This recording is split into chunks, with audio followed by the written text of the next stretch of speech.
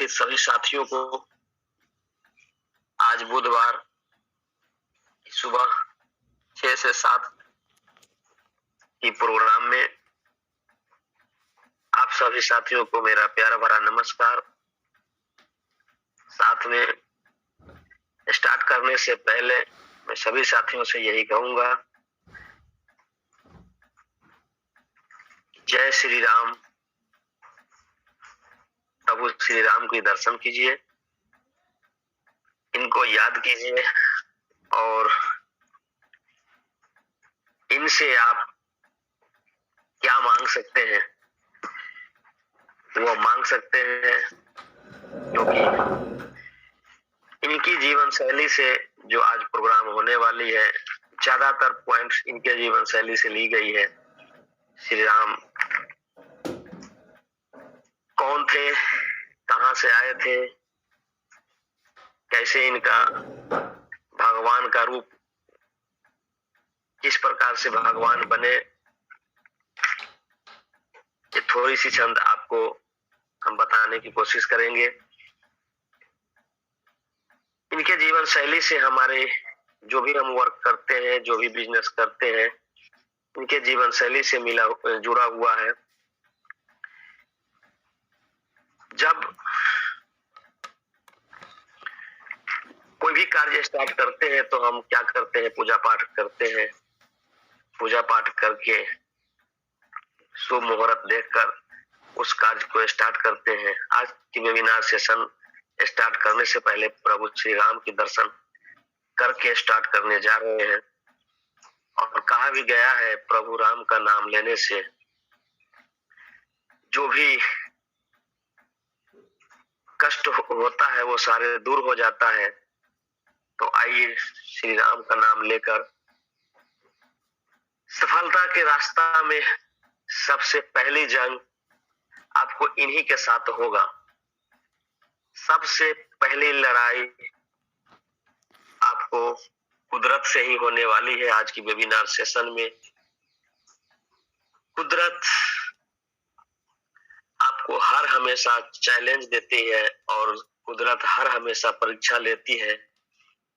तो आज हम कुदरत से जंग लड़ने के लिए तैयार हो जाए। और कुदरत से लड़ाई कैसे होगी दोस्तों, मैं आपको आज लिस्ट बनाना नहीं बताऊंगा, आपको टीम डेवलप के बारे में नहीं बताऊंगा। आज मैं वह बातें बताने जा रहा हूं कि सबसे पहले आपको कुदरत से निपटना होगा। जो आज की वेबिनार सेशन सही तरीके से समझ लेंगे, उसको रास्ते में कोई बाधा नहीं आ सकता, कोई बाधा नहीं आ सकता। क्या देख रहे हैं, जामवंत जी, हनुमान जी माँ सीता के ढूंढते ढूंढते, खोज करते हुए, जंगल में भटकते हुए सिंधु तट पर विराजमान निराश हो गए थे। तब जाकर जामवंत जी ने हनुमान जी को प्रवोक किया, हनुमान जी को उनके शक्ति के बारे में बताने की कोशिश किया, क्योंकि उनको श्राप मिला था। तो जब तक उसको कोई याद ना दिलाए तब तक उसको अपनी शक्ति को एहसास नहीं होगा। तो जामवंत जी ने हनुमान जी को उन शक्ति के बारे में उनको याद दिलाया। और जब उसको याद आया तो देवताओं में कोहराम मच गया और देवताओं ने प्रपंच रचना शुरू कर दिया कि हनुमान जी को शक्ति अब याद आ गया, क्या अभी भी उसका शक्ति कायम है, इनको परीक्षा लिया जाए। कुदरत ने इनको परीक्षा लेने के लिए जब हनुमान जी लंका पर चढ़ाई किए तो कुदरत ने इनके सामने चुनौती रखा। इनको परीक्षा लेने के लिए सुरसा राक्षसी को कुदरत ने भेजा कि देखो जाकर कि हनुमान जी के अंदर अभी भी वो शक्ति है कि नहीं। हनुमान जी जय श्री राम के नाम लेकर लंका पर चढ़ाई कर दिया, क्योंकि जय श्री राम का नाम लेकर ही वो सारे काम करते थे और उनके सामने कोई भी बाधाएं आ जाए वह सबको पार कर जाते थे। सुरक्षा राक्षसी वो आप देख पा रहे हैं रास्ता रोकते हुए। और हनुमान जी इन कठिन चुनौतियों को सामना करते हुए आगे बढ़े और इनमें सफल रहे। दोस्तों, कहा भी गया है, आप कोई सा भी जॉब करने जाइए, छोटा सा एक नौकरी के लिए जाइए किसी भी कंपनी में, तो आपका इंटरव्यू होता है। 50,000 की नौकरी होता है तो इंटरव्यू जबरदस्त लेता है। उस इंटरव्यू में यदि आप फेल हो जाते हैं, हिचकिचा जाते हैं, तो आपको नौकरी हाथ से निकल जाती है। मान लीजिए कि 1 लाख की नौकरी है तो इंटरव्यू कैसा होगा, 2 लाख की नौकरी है तो इंटरव्यू कैसा होगा, 5 लाख की महीने का इनकम का नौकरी है तो इंटरव्यू कैसा होगा। इसी प्रकार से यदि 10 लाख की नौकरी है महीने का तो इंटरव्यू कैसा होगा। सोचने वाली बात है दोस्तों। आप जो बिजनेस करते हैं उस बिजनेस में आपके अपलाइन जो होते हैं, आपका सीनियर्स जो होते हैं, कि बार बार आपको कॉल करके बार बार आपको क्या करते हैं, मीटिंग्स में लाने की कोशिश करते हैं, ताकि कहीं भी जाए, किसी भी प्रोस्पेक्ट के सामने जाए तो आप फेल ना हो पाए। आपको तैयार करते हैं ताकि कोई भी इंटरव्यू ले तो आप वहां पर फेल ना हो पाए।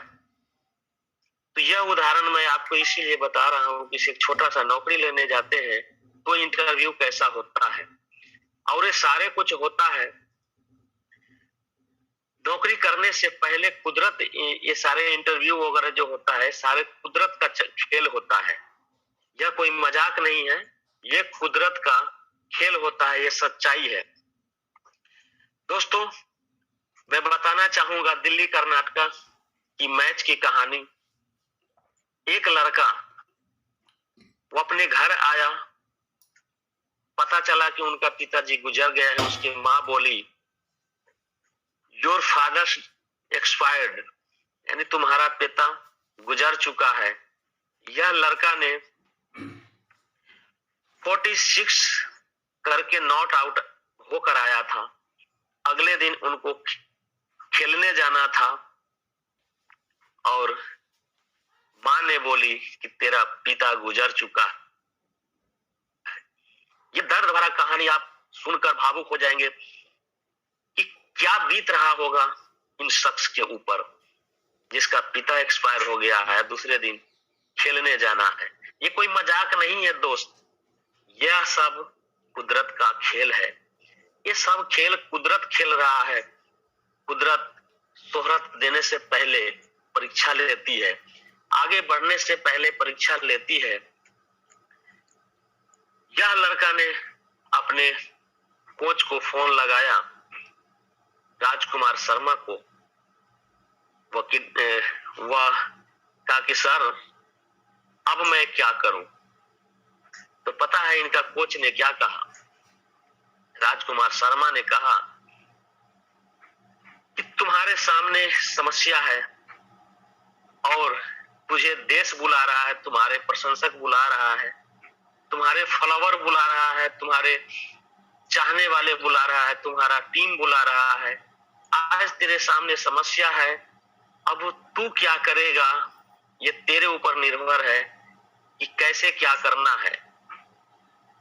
और यह शख्स ने कुदरत को दी हुई समस्याओं को समस्या न मानते हुए, कुदरत ने कहा आज तेरे सामने 2 ऑप्शन है, अब देखता हूं विराट तू क्या कर सकता है। विराट ने क्या किया? कुदरत के दी हुई चुनौतियों को ऊपर पैर रखते हुए बाहर गया और मैच खेला और प्रूफ करके दिखा दिया कि समस्या कैसा होती है। 96 रन करके कप जीतकर वापस आकर अपने पिता को संस्कार किया। अब आप लोगों से पूछना चाहता हूं कि पैसे आज विराट को नहीं आनी चाहिए तो किसको आनी चाहिए? पैसे की बारिश आज विराट कोहली को नहीं आना चाहिए तो किसको आना चाहिए? इसने चुनौतियों को सामना किया, कुदरत को दी हुई हर परीक्षा को में पास हुआ।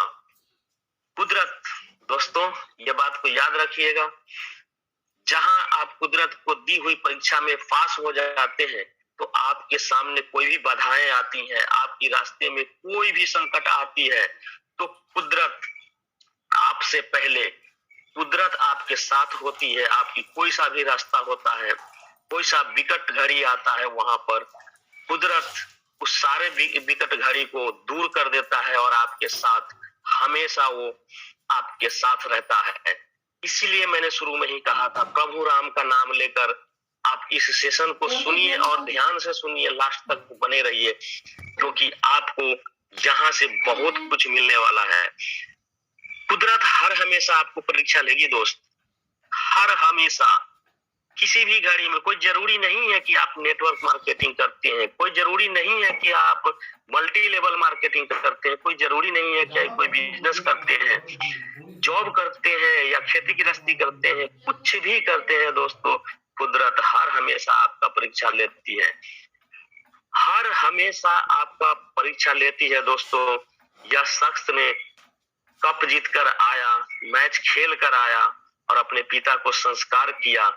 इसके बाद में आज पूरी दुनिया इसको जान रही है और नोटों को बारिश हो रही है। ये आप सब जानते हैं कि जितने भी खिलाड़ी है उसको कितना पैसे आता है। ये सामने स्लाइड पर देख रहे हैं अनुरिमा सिन्हा, ये राष्ट्रीय स्तर पर पूर्व वॉलीबॉल खिलाड़ी और पर्वतारोहण है। इसकी कहानी भी जबरदस्त है मेरे दोस्त। इसका भी कहानी में एक दर्द छुपा हुआ है। अनुरिमा सिन्हा सफर कर रहा था ट्रेन में 2011 में और उस समय बाराबंकी के पास कुछ बदमाशों ने ट्रेन में चढ़ गया और लूटपाट मचाने लगा।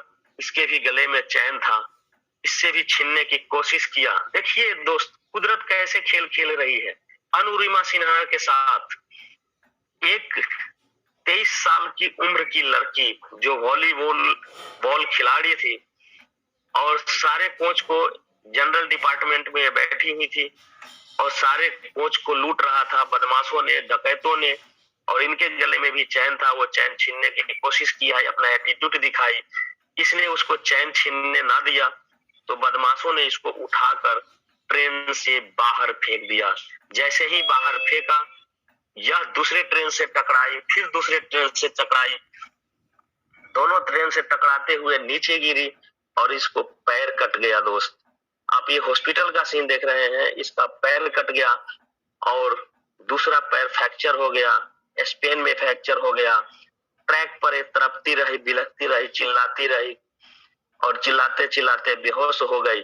उस हालत में वहां पर ट्रैक पर पड़े हुए छोटे छोटे मोटे मोटे जो चूहे होता है, इनको पैर कुतर कर खा रहा था और इसको बचाने वाला कोई नहीं था। दोनों ट्रैक के बीच में पड़ी ये लड़की। उस ट्रैक पर काफी ट्रेनें गुजर चुकी और यह पड़ी रही वहीं पर। सुबह में जाकर गांव वालों ने देखा, इसको स्थानीय हॉस्पिटल में ले गया और वहां पर जब गया तो पता चला ये वॉलीबॉल खिलाड़ी है, तो इसको रेफर कर दिया गया एम्स में। और एम्स में रेफर करने के बाद में सारा खिलाड़ी होने के नाते इस लड़की को सुविधा मिलने लगा सरकार की तरफ से इलाज के लिए और टेलीविजन पर इसका नेगेटिव मैसेज आने लगा। हर मीडिया वालों ने इसके साथ गलत मैसेज दिखाने लगा लोगों के साथ कि अनुरिमा सिन्हा विदाउट टिकट चढ़ी थी ट्रेन में, अनुरिमा सिन्हा वॉलीबॉल की कमजोर खिलाड़ी थी इसीलिए आत्महत्या करने गई थी, टिकट न होने के कारण ट्रेन से कूद गई। तरह तरह के कमेंट्स इनको टेलीविजन पर देखने को मिला और उसी समय इसने विचार किया कि मैं वो करके दिखाऊंगी जो किसी महिला ने नहीं किया हो। और इसने बेड पर पड़े पड़े अपना डिसाइड किया कि हमें आगे करना क्या है और इसने ठान लिया कि हमें माउंट एवरेस्ट पर चढ़ना है। देख पा रहे हैं आप स्लाइड में, इनको एक पैर कट चुका है, रॉड लगा हुआ है एक पैर में और यह लड़की वहां पर। ये सब हुआ कैसे दोस्तों? शोहरत से पहले का एग्जाम है, ये सब कुदरत करा रही है। कुदरत कह रहा है कि तुम्हें दुनिया जानने के लिए हम ये परीक्षा तुम्हारे साथ चैलेंज फेंके हैं तुम इसे एक्सेप्ट करते हो या नहीं। और इसने क्या किया, कठिन भरा रास्ता चुनाव किया। लोग हॉस्पिटल से बाहर आता है तो सीधा घर जाता है। अनुरिमा सिन्हा ने क्या किया, वहां से निकला और उत्तराखंड में जाकर एक वसुंधरी मैम से मिला जो पर्वत पर होकर आई थी, और उसने इसे हौसला दिया। और कुछ कंपनियों ने इसको हायर किया क्योंकि ये मध्यम परिवार से थी, क्योंकि इसके पास पैसे नहीं था, और कंपनी ने हायर करके इसको स्पॉन्सर करके पर्वत वहां पर जाने के लिए, और इसने 3 साल की ट्रेनिंग कंप्लीट करके माउंट एवरेस्ट पर चढ़ी इनके साथ जो शेरपा था। और शेरपा वहां पर भी देखिए कुदरत, कितने लोग मर गए थे रास्ते में जाकर, लेकिन इसका भी ऑक्सीजन जब खत्म हुआ तो कुदरत ऐसी खेल खेल रहा था, वहां भी इसको ऑक्सीजन मिल गया। किसी अमेरिकन के साथ, माने जो मर चुका था उसके ऑक्सीजन पड़ा हुआ था, वो ऑक्सीजन इसको लगाकर, और इसने इस माउंट एवरेस्ट पर चढ़ के इंडिया का तिरंगा फहराया दोस्तों। इस माउंट एवरेस्ट पर चढ़कर तिरंगा फहराया और वापस सही सलामत देश लौट कर आया, और दुनिया इसे जान रही है। आप देख रहे हैं 6 मिलियन प्लस व्यू है इनका, अनुरिमा सिन्हा का, और इसने टॉप पर इंडिया का खिलाड़ी है दोस्तों, और माउंट एवरेस्ट का, जिसके पर्वतारोही माने इसको कहते हैं अनुरिमा सिन्हा को। ये सब हुआ कैसे, ये सब कुदरत का खेल है। कुदरत हर हमेशा आपको परीक्षा लेती है दोस्त, हर स्थिति में परीक्षा लेती है। आप एक ज्वाइनिंग लेने जाते हैं ना, वहां पर भी ना वो क्यों कह देता है, ये सब कुदरत का खेल है। सब पैसे सबको चाहिए, इस बात को ध्यान रखिए, पैसे सबको चाहिए। और देखिए ना, लाखों रुपया रिश्वत दे देता है नौकरी के लिए, नहीं होता है वो रिश्वत, वो पैसे भी फंस जाता है, नहीं हो पाता है, और खुश रहता है उसमें। कोई किसी को ब्लेम नहीं लगाता है कि मैंने रेलवे की नौकरी के लिए गया था, 10 लाख रिश्वत मांगा था, 4 लाख दे दिया था और देना था, हमें ज्वाइनिंग लेटर नहीं आया। यानी नुकसान होने के बाद में भी वो किसी से कुछ नहीं कहता है। लेकिन यहाँ पर जो आप बिजनेस करते हैं 1770 रुपया लगाकर, और एक ज्वाइनिंग के लिए आप जाते हैं, मन में क्या रहता है क्या नहीं, वहां पर जब जाते हैं वो ज्वाइनिंग नहीं उठता है, तो आप अपने सीनियर पर, अपने अपलाइन पर दोष लगाने लगते हैं कि यह काम सही नहीं है, यह काम हम कैसे करें, मैंने ये सब चैन बनाने वाली काम है। तरह तरह की माने कमेंट्स आप करने लगते हैं अपलाइनों के ऊपर, अपने जेब भरने के लिए हमें फंसा दिया, तरह तरह की कमेंट्स करने लगते हैं। ये सब कुदरत का खेल है दोस्तों, इस बात को ध्यान रखिए। मैं बार बार इस सेशन को रखता हूँ क्योंकि ये चीज कुदरत आपको करा रही है। आप इसको कुदरत को चैलेंज मानकर यदि उससे अलग करते हैं तो आपका टीम बहुत बड़ा होगा। और जैसे जैसे लोगों को मैंने यहाँ पर चित्र दिखा रहा हूँ, इन लोगों की तरह भी आपको आमदनी का खजाना खुल जाएगा हर हमेशा। कुदरत कहती है कि आपके सामने अपॉर्चुनिटी है, आपके सामने चैलेंज फेंका है, आपको परीक्षा ले रही है, आपके सामने कुदरत कहती है कि ये बंदा क्या कर सकता है। कहता है कि ये इसी के लायक था, 1770 रुपया दिया था, इसके बदले में हमने 1550 रुपया रिवार्ड पॉइंट दे दिया। और जो करने वाला होता है उसके लिए 178 करोड़ रुपए का प्लान आपके सामने है, जो 5 व्यक्ति को कंटिन्यू सर्विस देकर उसको मैंने समझा बुझाकर यदि आगे चलता है तो 178 करोड़ का मालिक बनने के लिए तैयार है कुदरत। उसके रास्ते में कोई भी आता है, कोई भी बाधाएं आती है, कुदरत उसको लात मारकर बाहर निकाल देता है। यह सब सोचने की बात है दोस्तों। अब मैं इन्हीं का जीवनी के बारे में बात करने जा रहा हूं दोस्तों, जिनको दर्शन करके, जिनके नाम लेकर नैया पार उतर जाता है, सारे कष्ट दूर हो जाता है, सारे पाप नष्ट हो जाते हैं। मैं उन्हीं का जीवन शैली की कहानी बताने जा रहा हूं दोस्तों। इनको राज सिंहासन मिलने वाला था दोस्तों, ऐलान हो चुका था पूरे राज्य में, अयोध्या राज्य में ऐलान हो चुका था कि श्री राम को राज सिंहासन दिया जाएगा। और पूरे देश में डिगडिगिया पिटवा दिया था कि कल सुबह राज सभा में श्री रामचंद्र जी को राज तिलक होगा, राज मुकुट पहनाया जाएगा, अयोध्या का राजा श्री राम होंगे। यह बात जैसे ही हुआ वैसे ही देवताओं में खलबली मच गया। अरे मैं तो इसको रावण मारने के लिए भेजा था, ये तो राज सिंहासन पर बैठने जा रहा है, ये तो राज सिंहासन पर बैठने जा रहा है, ये तो गजब हो गया, ये तो बहुत अनर्थ हो गया। ये तो कुछ नहीं कर पाया। यानी तरह तरह की कमेंट्स देवताओं में खलबली मच गया। जिस प्रकार से आपके अपलाइन में खलबली मच जाता है, इसको तो मैं भेजा था टीम माने डेवलप करने के लिए, और ये तो जाकर दूसरे काम करने लगा वहां पर, ये तो दूसरे कंपनी में भाग गया। तो तरह तरह की कमेंट्स यहाँ पर भी होने लगा। अरे ये तो बहुत गलती हो गया। सारे देवताओं ने मिलकर भाग कर गए माँ सरस्वती के पास कि माँ ये तो गजब हो गया, जो हम लोग सोचे थे वो नहीं हुआ। श्री राम तो राज सिंहासन पर बैठने जा रहा है, जब उनको जनता में को संभालने में लग जाएगा, रावण को कब मारेगा, वो पापियों का कब नष्ट करेगा, तरह तरह के जंगलों में राक्षसों सब है उसका को वध कब करेगा वो। ऐसे ऐसे माने देवताओं का भी दिल होता है, उनके पास भी दिमाग होता है, और सारे देवताओं ने मिलकर माँ सरस्वती को वंदना करने लगा। और माँ सरस्वती क्या किया, ताकि माँ अब आप ही कुछ कर सकते हैं। माँ सरस्वती ने बोला कि मैं क्या कर सकती हूँ, तो आप मंथरा को बुद्धि फेर दो, राज सिंहासन नहीं होने दो। आप देखिए माँ सरस्वती माँ मंथरा के मस्तक पे जाकर बैठ गई और उसका बुद्धि भ्रष्ट कर दिया, मति भ्रष्ट कर दिया। आपको क्या लगता है, श्री राम को वनवास वहां के प्रजाओं ने दिलवाया था, देवताओं ने दिलवाया था? ये सारे प्रपंच देवताओं का था दोस्तों। मंथरा ने कुछ नहीं किया था, मंथरा तो एक माध्यम थी। और मंथरा के सहारे लेकर वो कहा भी गया है ना, कोई एक्सपायर हो जाता है तो कहता है कि से भाई ये तो सांप काट लिया है तो मर गया है, इसको मैं ठेस लग गया है गिर गया है, एक्सीडेंट हो गया है तो गिर गया है, ये तो ऊपर वाला का खेल है, क्योंकि उसको जाना था चला गया। इसी प्रकार से भगवान के साथ राम के साथ भी हुआ था। मंथरा को बुद्धि भ्रष्ट कर दिया और मंथरा ने क्या किया, बदनाम हो गई, खामोखा की बदनाम हो गई। और जानते हैं दोस्तों, मंथरा के बुद्धि भ्रष्ट करने के बाद में जब इनको 14 साल का वनवास हुआ, हंसते हंसते इसने 14 साल की वनवास को एक्सेप्ट किया। और जब तक अयोध्या में रहे श्री राम जी, जब तक अयोध्या में रहे तो युवराज राम कहलाए। जी हाँ दोस्तों, जब तक अयोध्या में रहे तो युवराज राम कहलाए। लेकिन 14 वर्ष का कठिन वनवास करके वापस आए तो मर्यादा पुरुषोत्तम श्री राम कहलाए।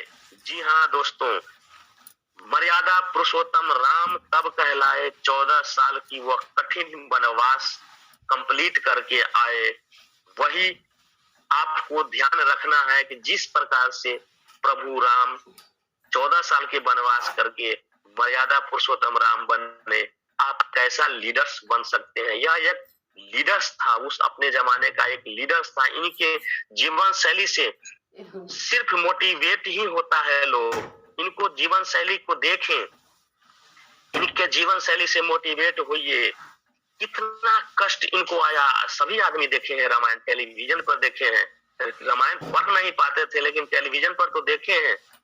यह सब ध्यान दीजिए, अपने आप को मजबूत कीजिए, अपने टीम के ऊपर ध्यान दीजिए, अपने टीम को डेवलप कीजिए, अपने टीम बनाइए।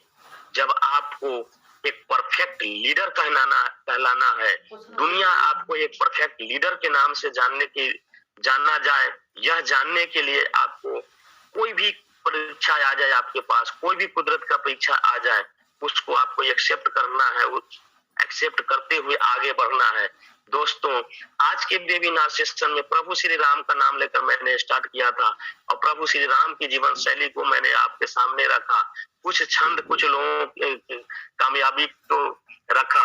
इस प्रकार के मोटिवेशनल हर बुधवार को सुबह में आपको सुनने को मिलता है, देखने को मिलता है, जिससे आपको जीवन शैली में काफी बदलाव होने की चांसेस रहता है, वह आप कर सकते हैं। दोस्तों, फिर से मैं श्री राम का नाम लेकर, प्रभु राम का नाम लेकर मैं यही कामना करना चाहता हूं कि आपका 5 लीडर्स आपके डाउन में तैयार हो जाए और उनके डाउन में 5 लीडर्स तैयार हो जाए, जिसके माध्यम से आप 178 करोड़ का मालिक बन सके। मैं यही प्रभु से राम से कामना करते हुए अपनी